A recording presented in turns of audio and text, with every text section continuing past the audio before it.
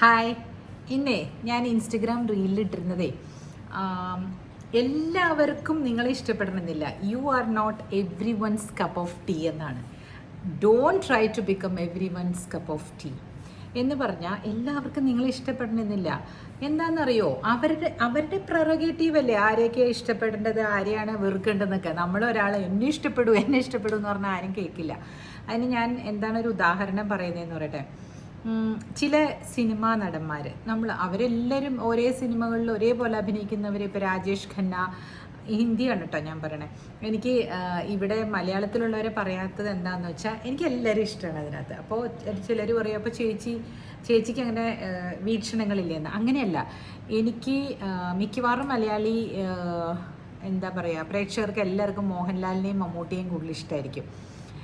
മമ്മൂട്ടിയുടെ ചില സിനിമകളുണ്ട്, CBI ഡയറിക്കുറിപ്പ് എന്നൊക്കെ പറഞ്ഞിട്ടുള്ള ആ ഒരു സീരീസിലെ, അത് മമ്മൂട്ടി എന്ന് പറയുന്ന അതുല്യ നടന് ചേരുന്നതായിരിക്കും. അതേസമയം മോഹൻലാലിൻ്റെ ചില ഭാവഭേദങ്ങളും, ഇപ്പം ചിത്രം എന്ന് പറഞ്ഞ മൂവിയുണ്ട്, അതിലൊക്കെ മോഹൻലാൽ അഭിനയിക്കുന്നതാണ് നമുക്കിഷ്ടാവുക. അതിൽ മമ്മൂട്ടി വന്ന് അഭിനയിച്ചാൽ ചിലപ്പോൾ ആ ക്യാരക്ടർ നമുക്ക് ഇതായി വരില്ല. അതേപോലെ തന്നെയാണ് സുരേഷ് ഗോപി. കമ്മീഷണർ എന്ന് പറഞ്ഞിട്ടുള്ള ആ സിനിമയിൽ സുരേഷ് ഗോപി വാസ് എക്സലൻ്റ് അല്ലേ. അതിൽ നമുക്ക് വേറെ ആരെയും സങ്കല്പിക്കാൻ പറ്റുന്നില്ല. ഇനി ചിലപ്പോൾ സംവിധായകർ പറയുമായിരിക്കും, ഇല്ല ഞങ്ങൾ അങ്ങനെ പ്രൊപ്പഗാൻഡ കൊടുക്കുന്നതുകൊണ്ടാണ്, ഷൂട്ട് ചെയ്ത് കഴിഞ്ഞാൽ ചിലപ്പോൾ അവരെ വെച്ച് ഷൂട്ട് ചെയ്താലും നന്നാവുമെന്ന് പറയണ്ടാവും. പക്ഷെ നമ്മൾ പ്രേക്ഷകർക്ക് ഇങ്ങനെ ഒരു ഇതുണ്ട്. കുഞ്ചാക്കോ ബോബൻ, ചോക്ലേറ്റ് നായകൻ എന്ന് നമ്മൾ പറയുന്ന കുഞ്ചാക്കോ ബോബൻ, ആ നിറം എന്ന് പറഞ്ഞ സിനിമയിലും പിന്നെ അനിയത്തി പ്രാവിലൊക്കെ കുഞ്ചാക്കോ ബോബനല്ലാതെ വേറെ ആരെയെങ്കിലും നമുക്ക് സങ്കല്പിക്കാൻ പറ്റില്ല. പിന്നെ ഈ പറഞ്ഞ കോമഡി പ്ലസ് ഇങ്ങനെ കുഞ്ഞിക്കൂനൻ എന്ന് പറഞ്ഞ സിനിമയിലൊക്കെ കണ്ടില്ലേ, Dileep, he was good, quite good. അയാൾക്ക് എന്ത് പറ്റിയെന്ന് അറിയില്ല. ചിലപ്പോൾ ചില സമയങ്ങളിൽ മനുഷ്യന് ചിലതൊക്കെ സംഭവിക്കണം എന്നുണ്ടാവുമല്ലോ. അപ്പോൾ നമ്മൾ എന്താ ചെയ്യുക, നമ്മൾ ചില സമയങ്ങളിൽ സംഭവിക്കേണ്ടത് സംഭവിക്കട്ടെ എന്നോർത്ത് അങ്ങ് വിട്ടുകൊടുക്കുക അല്ലേ. എന്നെ മിക്കവാറും ചിലർക്ക് എന്നോടൊരു അതൃപ്തി വരാറുണ്ട്. എന്താണെന്നറിയോ, ഞാൻ തുറന്ന് പറയുന്നത് കൊണ്ടായിരിക്കാം. എൻ്റെ അച്ഛൻ അമ്മ തന്നെ പറയും, നീ എന്തിനാ ഇങ്ങനെ തുറന്ന് സംസാരിക്കുന്നതെന്ന്. എന്താണെന്നറിയോ, എനിക്ക് തുറന്ന് സംസാരിച്ചില്ലെങ്കിൽ എനിക്ക് ഉറക്കം വരില്ല. എനിക്ക് എൻ്റെ മനസ്സിലൊന്ന് വെച്ചിട്ട് പുറത്ത് കാണിക്കാൻ എനിക്കറിയില്ല. എൻ്റെ അടുത്ത് നല്ലതാണെങ്കിൽ ഞാൻ വളരെ നന്നായിട്ട് സ്വീറ്റായിട്ട് തന്നെയാണ് എല്ലാവരോടും പെരുമാറുക.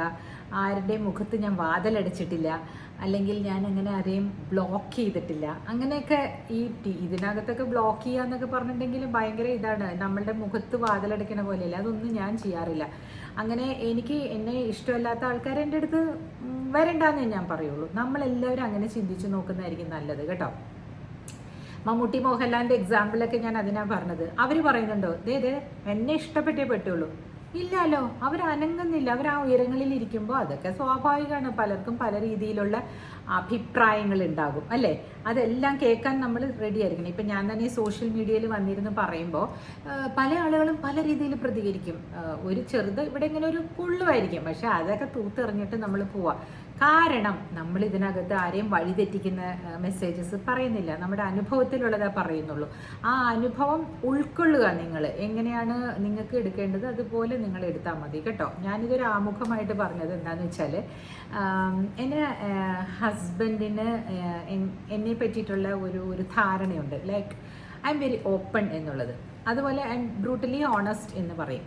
അതുകൊണ്ട് വരുന്ന ഭവിഷ്യത്തുകളൊക്കെ നീ തന്നെ അനുഭവിച്ചോളണം എന്നാണ് അദ്ദേഹത്തിൻ്റെ പക്ഷം.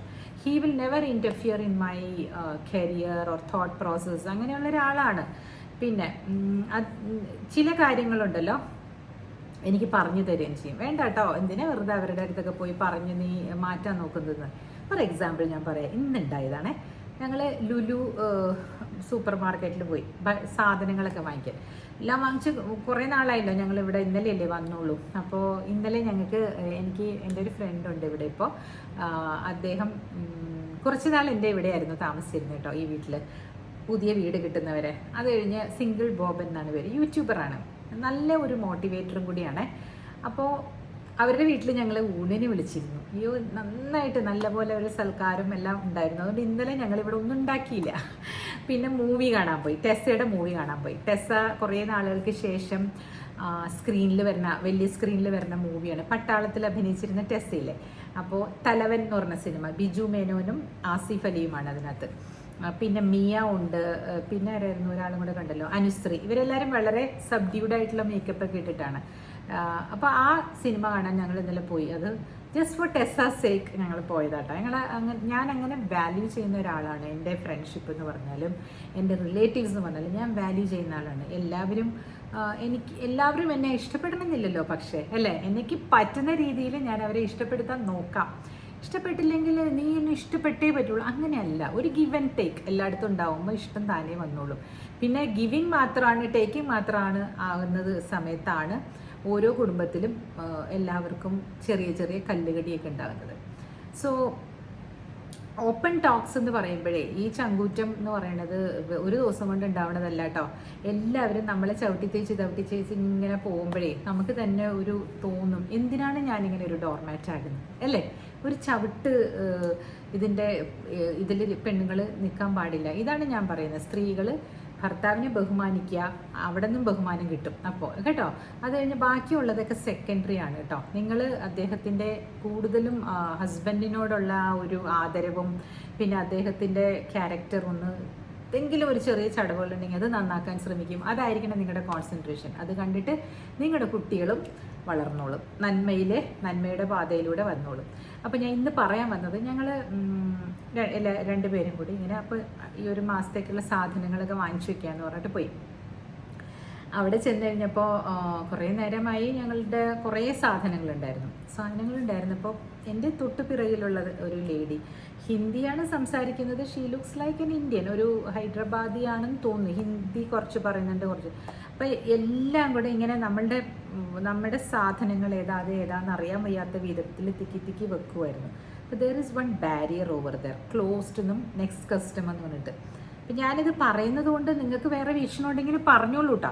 അത് വെച്ചു, ഞാനിങ്ങനെ വെച്ചിട്ട് നമ്മൾ നോക്കിക്കാണ്. പക്ഷേ ഇവർ നീക്കുന്നതിന് മുമ്പേ, നമ്മുടെ സാധനങ്ങളെല്ലാം തീർന്നു പോകുന്നതിന് മുമ്പേ അവരുടെ എല്ലാം കയറ്റി വെച്ചിട്ട് എൻ്റെ സാധനവും ഇതും എല്ലാം കൂടെ ഓവർലാപ്ഡായിപ്പോയി. അപ്പം ഞാൻ പറഞ്ഞു, കുറച്ച് wait, can you please wait, ഞാനൊന്ന് ചോദിച്ചു പോയി.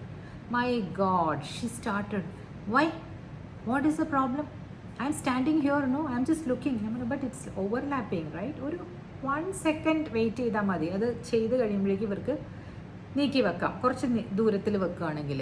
അവിടെ നിന്ന് തുടങ്ങി കുളകുളകുളാന്ന്. അപ്പോൾ ഞാൻ വിചാരിക്കുകയായിരുന്നു, I shouldn't have spoken anything, because അവർ എന്തൊക്കെയോ പറഞ്ഞുകൊണ്ടിരിക്കുകയാണ്. അവരുടെ കൂടെ അവരുടെ മകളോ ആരോ ഉണ്ട്, ഒരു യങ് ഗേളും ഉണ്ട്, എൻ്റെ പ്രായമുള്ള ഒരു ലേഡിയുമാണ്. So my husband was telling, no need, you don't. ഞാൻ പറഞ്ഞു, അതല്ല, ഹീ സെഡ് ജസ്റ്റ് സ്റ്റോപ്പ്, അത്രയേ ഉള്ളൂ, അവരെന്തെങ്കിലും പറയട്ടെ. നമ്മൾ ആ സാധനം എടുത്ത് പോകുന്നത് വരെ അവരിങ്ങനെ പറഞ്ഞുകൊണ്ടിരുന്നു. ഞാൻ എന്ത് ചെയ്തു എന്നറിയോ, ഞാൻ കേൾക്കാത്ത പോലെ ഞാൻ വേറെ സ്ഥലത്ത് നിന്ന് എന്തായി, ഞാൻ ആദ്യം റിയാക്ട് ചെയ്തതിന് അവർ ഇത്ര റിയാക്ട് ചെയ്യുന്നു, ഇത്ര കാര്യങ്ങൾ പറഞ്ഞു. അപ്പോൾ എന്ത് പറ്റി, എനിക്ക് ഇവിടെ ഒരു ചെറിയ വേണ്ടായിരുന്നു, ഞാൻ എന്തിനാ റിയാക്ട് ചെയ്യാൻ പോയി എന്നൊരു തോന്നൽ വന്നില്ലേ. അതുകൊണ്ടാണ് പറയണത്, സിലക്റ്റീവായിട്ട് ഡെഫാകുക, സിലക്റ്റീവായിട്ട് സംസാരിക്കുക. പണ്ട് ഒരുപാട് സംസാരിക്കുന്നത് കൊണ്ട് എനിക്കൊരു കുഴപ്പം പറ്റിയിട്ടുണ്ട്. ഞാൻ എല്ലാവരെയും തിരുത്താൻ പോവുമായിരുന്നു. ഇപ്പം ഇംഗ്ലീഷിൽ നിന്ന് തന്നെ ഇരിക്കട്ടെ, I was just thinking that I know അങ്ങനെ ഒരു ഇതായിരുന്നു എനിക്ക്. But it is not correct. എല്ലാം ഒന്നും എനിക്ക് അറിയില്ല, but still I was having that എന്താ പറയണേ, ഹെഡ് വെയ്റ്റ് എന്നോ അല്ലെങ്കിൽ ഒരു എയർ ഓഫ് എന്താ അതിന് പറയണേ, സെൽഫ് ഒരു ഇതുണ്ടല്ലോ, അങ്ങനെ ഒരു വിചാരം എനിക്കുണ്ടായിരുന്നു. എനിക്ക് എല്ലാം അറിയാൻ പാടുള്ളൂ അങ്ങനെ. പക്ഷേ എനിക്കൊന്നും അറിയില്ല ശരിക്കും പറഞ്ഞിട്ടുണ്ടെങ്കിൽ. എന്താ എനിക്ക് അറിയാവുന്നത്, എത്രയോ എന്നെക്കാളും വിദുഷികളായിട്ടുള്ള ആളുകളും പിന്നെ നോളജബിൾ ആയിട്ടുള്ള ആളുകളും എൻ്റെ ചുറ്റിനുണ്ടെന്ന് ഞാൻ പിന്നെ മനസ്സിലാക്കി വരികയാണ്. I am not beyond anyone, I am just a ordinary lady who has come up with the grace of God. അതാണ് എനിക്ക് തോന്നുന്നത്. Someone wanted me to speak in English, at least pure English 1-2 sentences പറയുകയാണെങ്കിൽ they will be able to understand കേട്ടോ. അതുകൊണ്ടാണ് English mix ചെയ്തിട്ട് സംസാരിക്കുന്നത്. So when someone is listening to me, they can also develop the language. The language will develop only by conversing and listening. So maybe those who are listening to me here, they just wanted to develop their good English. That is why I'm trying to speak in English, at least a 1 or 2 sentence or A paragraph. So നിങ്ങൾക്ക് മനസ്സിലാകുന്നില്ലാത്തവർക്ക് വേണ്ടിയിട്ട് ഞാനത് മലയാളത്തിലേക്ക് പറയുകയും ചെയ്യാം കേട്ടോ. Don't think that it is showing of എന്ന് വിചാരിക്കരുത്. താഴെ വരുന്ന കമൻസ് അനുസരിച്ചാണ് ഞാൻ വീഡിയോസ് ഇടുന്നത് കേട്ടോ. സോ എല്ലാവർക്കും ഉപകാരമല്ലേ, ചെറിയ ചെറിയ ഇംഗ്ലീഷ് വാചകങ്ങൾ പറയാൻ ശ്രമിക്കുമല്ലോ. അപ്പോൾ നിങ്ങൾ അതിന് വേണ്ടിയിട്ടാണ് കേട്ടോ, ഷോ ഓഫ് ആണെന്നൊന്നും പറയല്ലേ. പിന്നെ ഞാൻ ഈ തിരുത്തുന്ന കാര്യം പറഞ്ഞില്ലേ, ഞാൻ തിരുത്തിയ ഒരു കഥ ഞാൻ പറയാം കേട്ടോ. ഞാൻ എവിടെയോ വീഡിയോയിൽ പറഞ്ഞിട്ടുണ്ടോയെന്ന് എനിക്ക് ഓർമ്മയില്ല, പക്ഷെ സ്റ്റിൽ എപ്പോഴും എൻ്റെ മനസ്സിൽ കിടക്കണ, ഞാനത് പറയരുതായിരുന്നു എന്നുള്ളൊരു കാര്യമാണ്. എൻ്റെ ഒരു കസിൻ ചേട്ടൻ ഇപ്പോൾ കേൾക്കുന്നുണ്ടോ എന്ന് അറിയില്ല, ബട്ട് സ്റ്റിൽ നോ, അദ്ദേഹം എന്തോ പറഞ്ഞു വന്നപ്പോൾ തെറ്റിപ്പോയി. അദ്ദേഹം പറഞ്ഞു വന്നപ്പോൾ ക്രാബ് സ്ക്രാമ്പിൾ കഴിച്ചു എന്ന് പറയേണ്ടതിന് പകരം പുള്ളിക്കാരൻ സ്ക്രാബ് കഴിച്ചു എന്ന് പറഞ്ഞു. സ്ക്രാമ്പിൾ കഴിച്ചു എന്നെന്തോ പറഞ്ഞു. പെട്ടെന്ന് ഒരു ടങ് ട്വിസ്റ്റ് ആയിട്ട് പോയതായിരിക്കാം. ഉടനെ ഞാൻ അദ്ദേഹത്തെ തിരുത്തി, ചേട്ടൻ എന്തിനാ സ്ക്രാബ് എന്ന് പറഞ്ഞ? അപ്പോൾ പുള്ളിക്ക് മനസ്സിലായി, തെറ്റ് പറ്റിയെന്ന് മനസ്സിലായിട്ടാ. ക്രാബ് എന്നല്ലേ പറയണ്ടേ, ക്രാബ് സ്ക്രാമ്പിൾ എന്നാണ് പറയേണ്ടതെന്ന് ഞാൻ പറഞ്ഞു കൊടുക്കുകയാണ്. He is much older to me. പുള്ളിക്കാരൻ ട്രാവലൊക്കെ ചെയ്യുന്ന ആളായിരുന്നു. ഞാൻ I was just BA first year പഠിക്കുമ്പോഴാട്ടോ ഇത് സംഭവിക്കണേ. അപ്പോൾ അദ്ദേഹത്തിന് ഒരു വിഷമമായിട്ടുണ്ട്. പുള്ളി എന്താ പറഞ്ഞതെന്നറിയോ? അതെ, ക്രാബിൻ്റെ മുമ്പിലുള്ള എസ് ഇല്ലേ, അത് സൈലൻ്റ് ആണെന്ന്. അപ്പോൾ അതും തെറ്റ്. സ്ക്രാബ് എന്ന് പറയുകയാണെങ്കിൽ തന്നെ തെറ്റ്. പിന്നെ സ്ക്രാബിൻ്റെ മുമ്പിലുള്ള എസ് സൈലൻ്റ് ആണെന്ന് പറയുമ്പോൾ അതും തെറ്റ്. You can say that it is, അത് രണ്ടും തെറ്റിപ്പോയി പറയണത്. അപ്പോൾ അത് ഞാൻ അവിടെ നിന്ന് തർക്കിച്ചു. I shouldn't have done that. Because എന്താണെന്നറിയോ, അത് അദ്ദേഹം പുതുമണവാളനായിരുന്നു. അദ്ദേഹം എൻ്റെ മുമ്പിൽ നിൽക്കുമ്പോൾ അദ്ദേഹത്തിൻ്റെ കൂടെ അദ്ദേഹത്തിൻ്റെ ഭാര്യയുണ്ട്. ഒരു പുരുഷന് അല്ലെങ്കിൽ ഒരു സ്ത്രീക്ക് തൻ്റെ പങ്കാളിയുടെ മുമ്പിൽ വെച്ച് അവമാനിക്കപ്പെടുമ്പോഴില്ലേ ഭയങ്കര ഈഗോ ഹേർട്ടാകും. എനിക്ക് അങ്ങനെ തോന്നിയിട്ടില്ല കേട്ടോ, എനിക്കങ്ങനെ തോന്നിയിട്ടില്ല, അരവിന്ദനും അങ്ങനെ തോന്നിയിട്ടില്ല. ബിക്കോസ് വി ജസ്റ്റ് അവരുടെ മുമ്പിൽ വെച്ച് എന്തിനാ പറഞ്ഞത്, അങ്ങനെ ഞങ്ങൾ അങ്ങനെ ഒരു ഡയലോഗേ ഉണ്ടായിട്ടില്ല. മേ ബി ഇതൊക്കെ കണ്ടിട്ട് പഠിച്ചതുകൊണ്ടായിരിക്കും, അതിലെന്താ കുഴപ്പം എന്ന് ഉള്ളതുകൊണ്ടായിരിക്കാം. അപ്പോൾ അരവിന്ദ് അങ്ങനെ പറയാറില്ല, എന്നെയും പറയാറില്ല, ഞാനും പറയാറുണ്ട്. ഏതെങ്കിലും ഒരു സമൂഹത്തിൽ നിൽക്കുമ്പോൾ നമ്മൾ അന്യോന്യം കറക്റ്റ് ചെയ്യാതിരിക്കുകയാണ് നല്ലതെന്ന് ഞങ്ങൾ രണ്ടുപേരും തീരുമാനിച്ചിട്ടുണ്ട്. പക്ഷേ വീട്ടിലൊക്കെ അച്ഛനും അമ്മയുടെ ഒക്കെ മുമ്പിൽ വെച്ച് സംഭവിക്കാറുണ്ട്. അതും വേണ്ട എന്നാണ് എനിക്ക് തോന്നുന്നത്. ബിക്കോസ് എല്ലാവർക്കും എല്ലാം അറിയാമെന്ന് വരില്ല. ചേട്ടൻ കേൾക്കുന്നുണ്ടെങ്കിൽ ക്ഷമിക്കുക ചേട്ടാ, എൻ്റെ അറിവില്ലായ്മ കൊണ്ടാണ് കേട്ടോ ഞാൻ അന്നൊക്കെ അങ്ങനെയൊക്കെ ചെയ്തത്. ആളുകളെ കറക്റ്റ് ചെയ്യാൻ പോകുന്നത്, അങ്ങനെ ചെയ്യേണ്ട ആവശ്യമില്ല. എല്ലാവരും എല്ലാം അറിഞ്ഞിരിക്കണമെന്നില്ല. അതേപോലെ എല്ലാവരും നിങ്ങളെ ഇഷ്ടപ്പെടണമെന്നില്ല. ശഠിക്കരുത്. ഈ വലിയ നടന്മാരെ കണ്ടുപഠിക്കൂ. അവർക്ക് ഈച്ച് പേഴ്സൺസ് അവർക്ക് ഫാൻ ക്ലബ്സ് ഉണ്ട് അല്ലേ. So if Kunjaka Bobben's fan club is clashing with Dileep's fan club, it is not their fault and they are not interfering in it. They will just come and say, see, look, we are friends, why are you doing this? Please don't do this, we are just doing our work അല്ലേ. അവരവരുടെ ജോലിയല്ലേ ചെയ്യുന്നത്, it's there profession.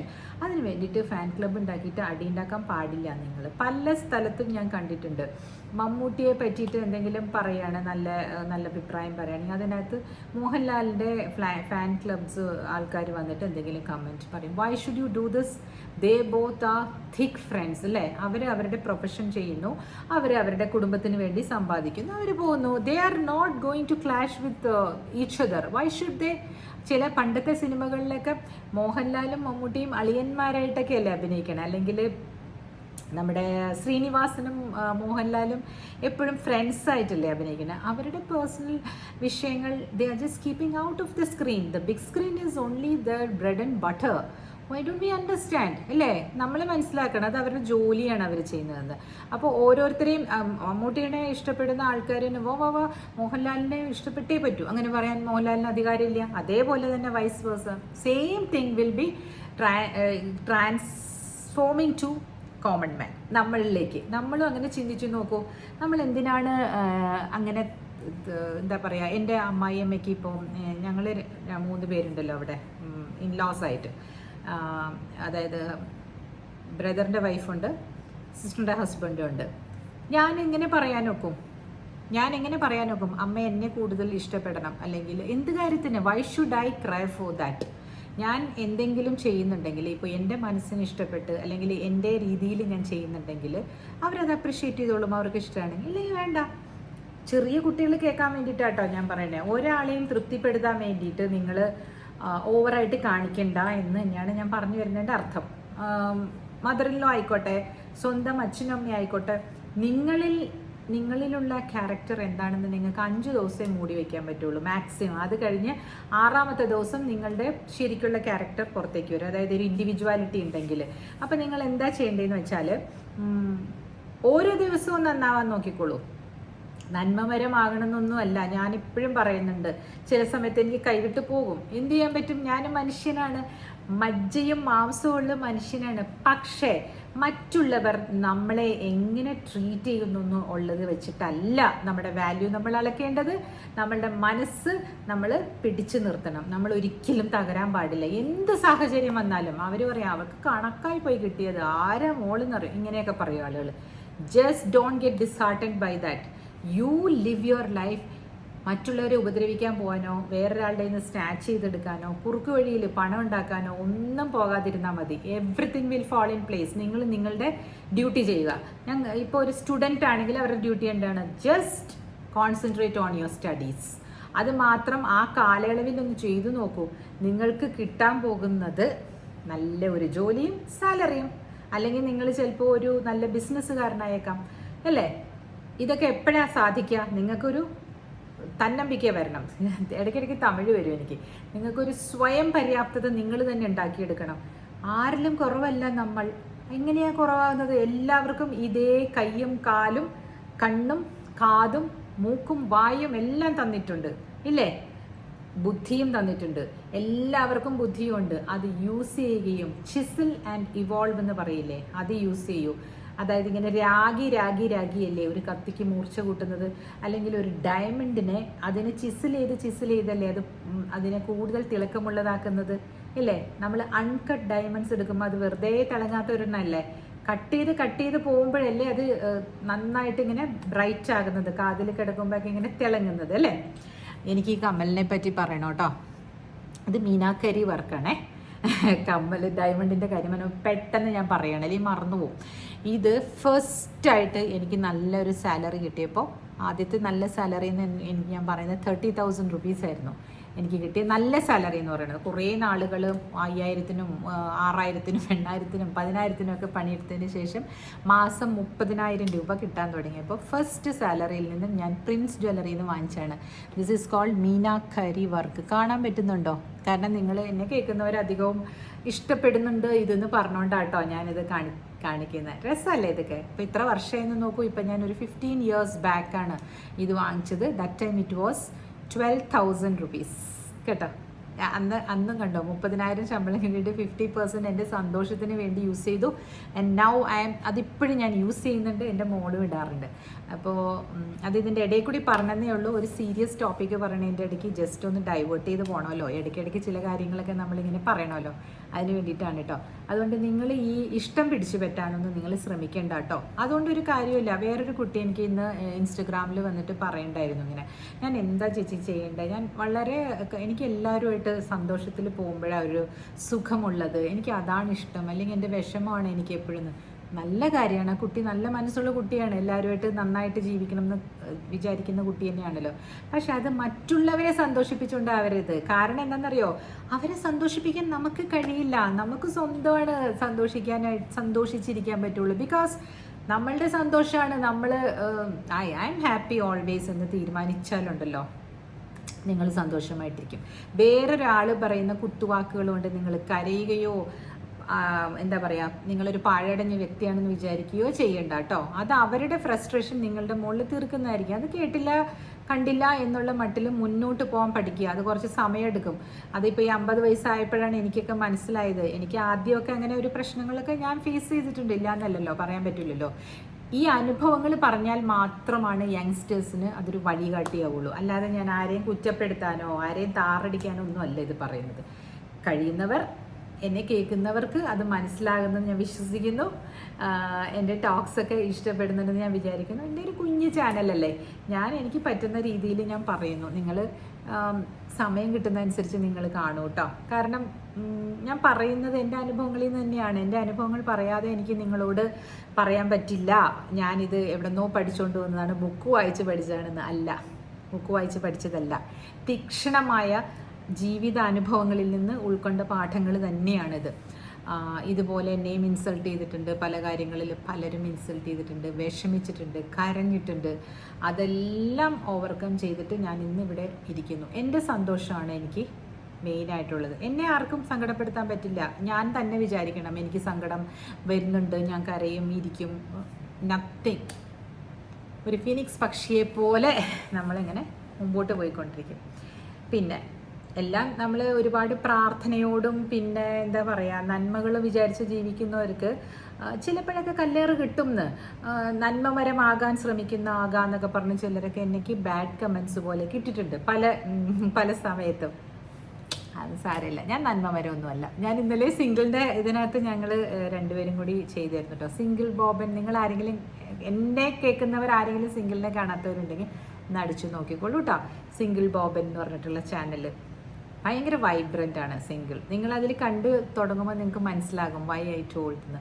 ഞാനും സിംഗിളിനെ തേടി പിടിച്ച് ഞാൻ അങ്ങോട്ട് പോയി ഫ്രണ്ട്ഷിപ്പൊക്കെ ചോദിച്ച്, ബിക്കോസ് ഇതിലല്ലോ നമ്മൾ കാണുന്നത്. എന്നിട്ട് ഞാൻ വാട്സപ്പ് നമ്പറൊക്കെ തന്നപ്പോൾ ഞാൻ എടുത്ത് വിളിക്കുകയുണ്ടായി. അങ്ങനെ വിളിച്ചാണ് ഞങ്ങൾ ഫ്രണ്ട്സായത്.